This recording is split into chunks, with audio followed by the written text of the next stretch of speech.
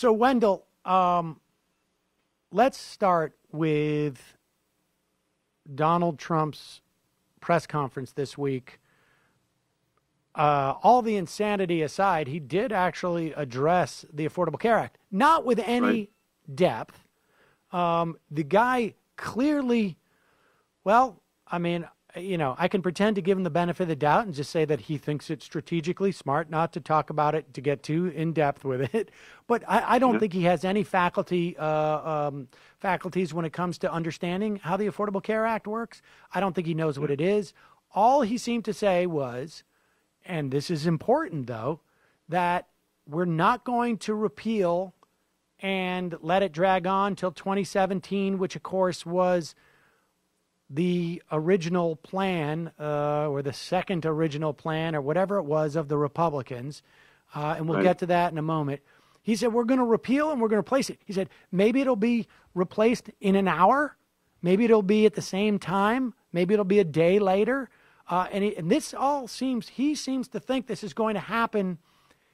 He wasn't talking about this, we're going to be doing this in 6 months.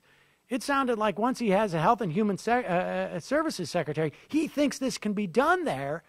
My question to you is, how much did he ruin Paul Ryan's day by saying that out loud?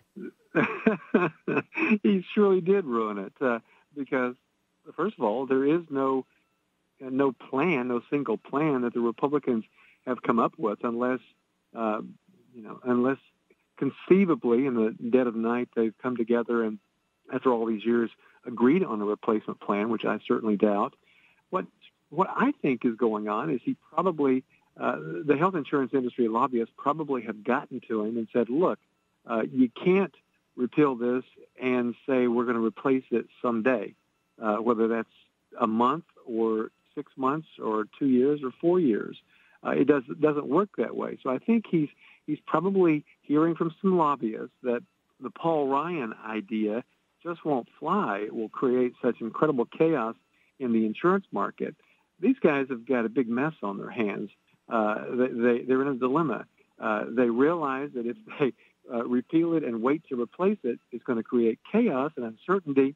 The insurance companies will flee the marketplace because of that uncertainty, particularly the big for-profit companies. And what are they going to replace it with? If he is right, what's it going to be? And if by some chance they have something, I just don't think it's going to be anything that'll benefit consumers. It might benefit insurance companies, but I can't imagine how it would possibly benefit the rest of us. Well, all right, let's back up just a little bit here. So when we talk about Paul Ryan's plan, to the extent that there was a plan that was out there, we could see its outlines in the 2015 reconciliation legislation that repealed the Affordable Care Act. The House and the Senate passed it. They did it through budget reconciliation. And just to keep people up to speed, that is a mechanism wherein if the provisions in the bill all have to do directly with the spending of the government or the non-spending of the government, I guess. Yeah. Right. You cannot add amendments to this bill and you cannot filibuster it.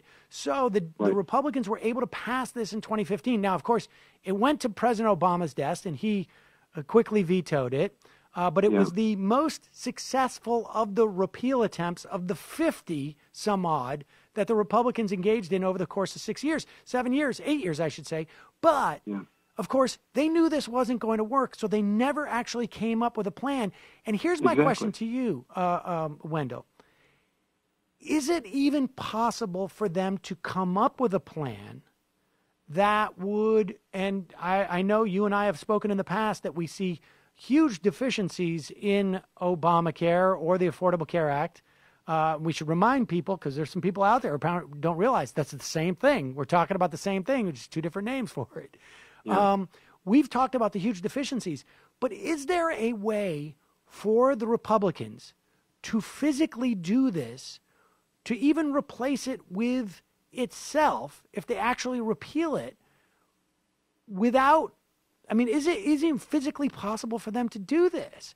Because If they repeal it, they immediately lower taxes on wealthy people, and then they would have to raise taxes, and they refuse to do that. Right. Yeah. It's an incredible dilemma. You're exactly right. The tax revenue would go away, but that tax revenue is essential to be able to enable people to buy coverage. We have to remember that the reason we did this in the first place is that health insurance for a big percentage of the population just simply is not affordable. And if the tax revenue goes away, there is no money to finance the subsidies that have enabled people to be insured since the Affordable Care Act went into effect. So no, your answer is no, it cannot be done. Now, the thing is, Sam, is that some of the Republicans don't think that it's that much of a priority to get people covered. To them, what is most important is the ideology. They don't like big government per se. Then they equate this as with that phrase and taxes. So they think it's more important just to get rid of the taxes and let the chips fall where they may.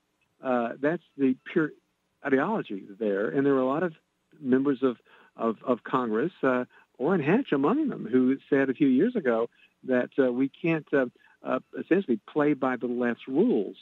We shouldn't be pressured to insure as many people as the Affordable Care Act does. So if that prevails, then we're going to definitely see a lot of people unable to get coverage. They will lose their coverage. They'll not be able to afford it, and will be actually in a worse situation than we were before it was passed.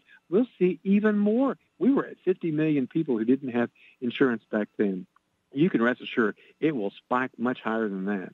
All right, well, let's talk about that because this is, I should say, repeal and replace is impossible unless you are willing to accept that less people are going to be covered.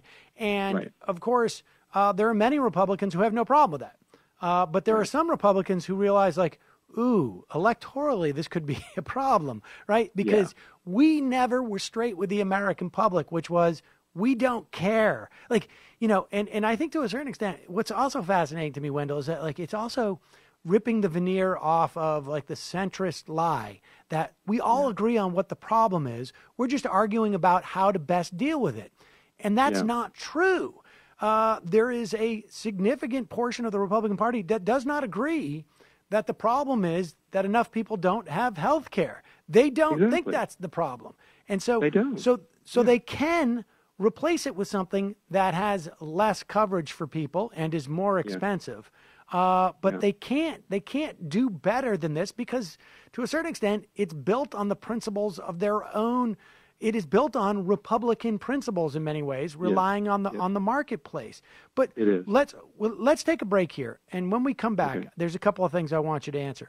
One is, why would, if they do repeal and somehow don't come up with a replacement, or don't come up with a replacement that's actually something that you and I would like better than the Affordable Care Act, which would necessarily be something that Republicans wouldn't like. That would mean more government involvement in buying the insurance.